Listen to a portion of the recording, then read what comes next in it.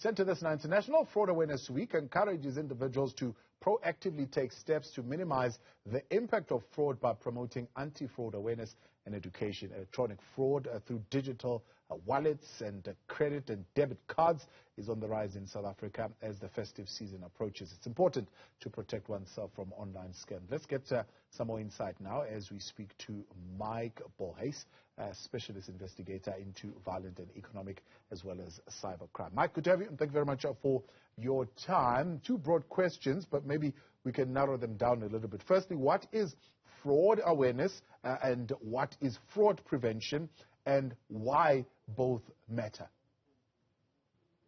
How's it, guys? Thank you for the opportunity again. Just check the volume because I can actually not hear you, but I picked some of your question up. Well, it's all digital. So the bottom line here is the cybercrime world has taken over, and it will be for some time. It's very difficult to curb this crime. It's very difficult to identify, to catch the criminals, and it is growing exponentially. It is rave everywhere. So they can only commit these crimes through human beings, so that means me and you, and when they have our information. And they get that by playing us, by committing any kind of fraud like identity theft, or coercing you or pulling you in, giving information of yourself, using your information, and then rerouting money from where you think you're putting it into the bank or think you've been paying an account into one of their accounts, which eventually becomes a whole money laundering situation. So once again, if you are doing any transaction, you actually have to be so careful. You should actually not give your information. You should actually not give a PIN. You should actually not give an OTP unless you are 100% sure. And the best answer always is, if you in any way uncertain, put the phone down and call the bank manager. Rather wait, don't be hasty, and don't fall for these clever tricks. Believe me, they can be convincing. Yeah. They send information with bank information that it looks like it's the bank contacting you, and then you give your information, and that's how they scam you. So, Mike, do we have some level of technology that's in place, for example, to be able to predict some of the conventional tactics and cover maybe even some of the new schemes that are being put in place? As you put it, it's quite sophisticated, but is there some kind of technology that could help us to decipher this kind of phenomenon? No, there is not. You as the public, me and you, and what you guys are doing it, putting it out on the news, the two articles that I've read is brilliant. It's important that everybody reads it. We send out projects. It's the people that must actually wake up and be careful. There is no sophisticated police force that can deal with it. There is no in-place expert cybercrime unit in the banks or at the cell phone companies or in the authorities available to deal with this. And not only with this kind of crime, they can identify it afterwards, but to prohibit this and to prevent this, because there are so many. There are thousands. I mean, the amount that they've mentioned, there's 740 million last year. But let me tell you, I think that's the tip of the iceberg, because most of the cases we get is people that have lost a small amount of money, say between 5,000 and 50,000. To them it's small, and they don't want to go a further route because they know they're not going to get it back. Then they have to pay for services and or open a police case, which the police don't actually want and cannot solve or investigate. But I would advise them to still open those cases for statistics reasons, and also to know what's the exact amount that we are really being scammed about. But there is no infrastructure available. The crime comes to you, and only then afterwards can you identify. You cannot anticipate the next SMS, the next link you receive, This is everywhere. This is in sextortion, holiday scams, in any form of cybercrime. It is the same. They work through people. They lure you in. They win your confidence, whether it's with a SARS document or a discount prize that you've won or a loved one that's died or a sweetheart scam. This is the way how they do it, and they need you. And if you are awake and you are careful and calm and patient and investigate first, identify first, evaluate first, do a risk analysis, and then proceed, you could probably not be scammed. Otherwise, you will be. Yeah. You are an investigator yourself. I know there's no one-size-fits-all approach to any investigation. But are you able, in some instances, to track in real time some of these activities that are going on? Look, we as specialist investigators, and I've got, if I may say so, one of the best cybercrime units there is.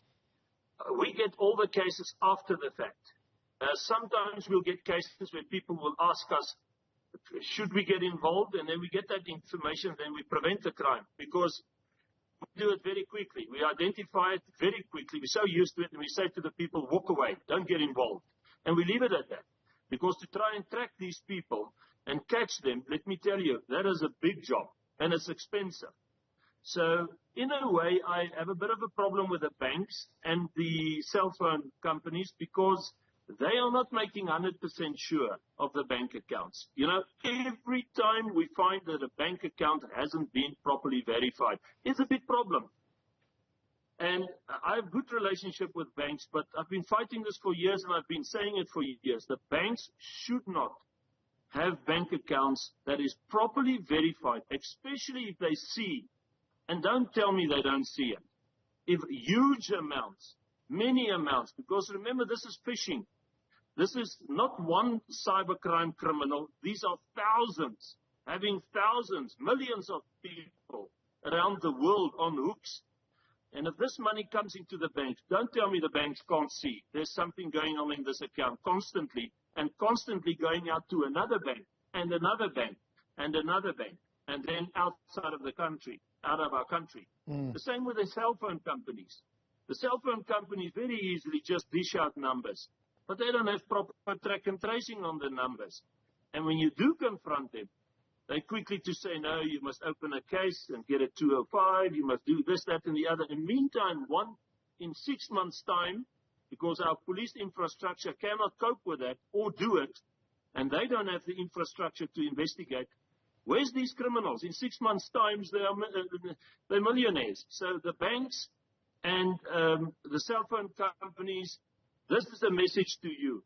If you want to curb cybercrime in this country, you're going to have to do something drastic, because at the end of the day, the banks are losing this money as well. It's not only us.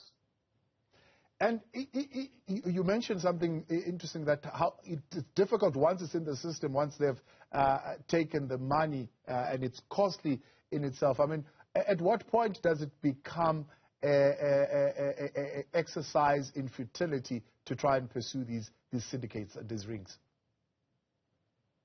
Look, there's several levels of cybercrime. If you give your money willingly, out of stupidity to people, say for instance a holiday, you pay for this holiday and 20, 30,000 rand, and you haven't done a thorough investigation, how are you going to prove the crime here? You have to prove all the facts of fraud.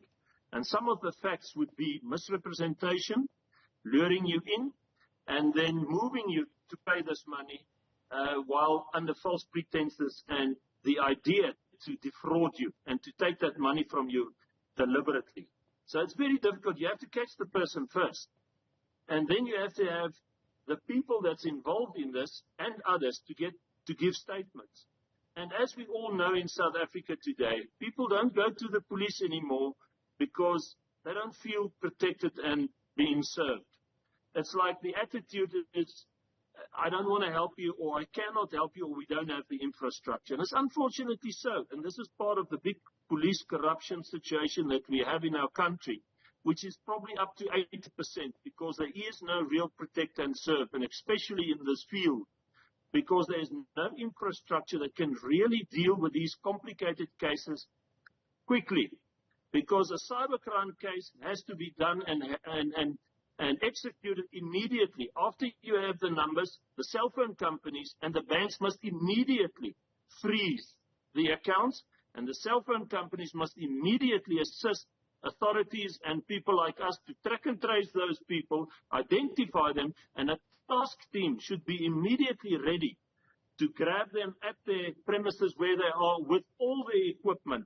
Then you've got all the evidence. Yeah. You've got the complainants, you've got the cell phone companies' information, you've got the bank information, you've got all the equipment, and you've got the criminals. Now you tell me, ask the public. The public is listening what we're talking about. Does this happen? Is this in place? We'll be lucky if there's a multi-million rand. One of the biggest cases I've had was 15.7 million rand, which was committed over 5 years. It was a sweetheart scam. In that whole time, the police was involved. Even years after, that case up till today is not even in court. So it's there is no actual solution here. So that's why I'm relying on the public to please be careful. Do not work with money carelessly, and don't believe anything you get on your phone. Investigator. And maybe you would have answered the question that I was going to ask next. I mean, in your many years and your wealth of experience, have you identified particular areas of high risk? I mean, you've already spoken about the banks. Is it credit cards? Is it online purchases? Is it cell phone purchases? Where would you have identified the highest risk?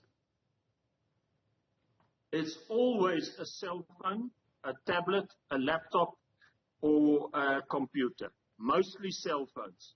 Mostly cell phones. It is many of these knockers and scammers are in South Africa, but they're also in our neighboring countries, and they're also abroad. That's a worldwide problem. Here's the thing. These criminals are extremely clever. These are enlightened people. This is an oiled machine. This is what they do day and night, like you reading the news and me giving talks and fighting crime. This is our daily jobs. This is what they do daily with millions of people over the years, the last 20 years. And they're good at it. And they know how to get away with it. And they're brazen. I have called many of these criminals, and they laugh at me. They mock me.